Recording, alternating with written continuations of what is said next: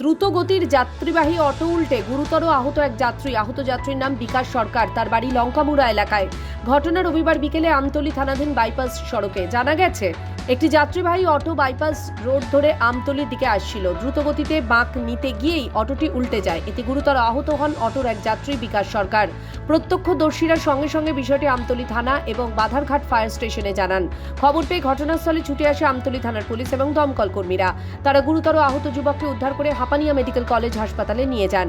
এদিন দমকলের এক আধিকারিক জানান, আহত যুবকের ডান পায়ে গুরুতর আঘাতের চিহ্ন রয়েছে, প্রচুর রক্তক্ষরণ হয়েছে, তার অবস্থা আশঙ্কাজনক।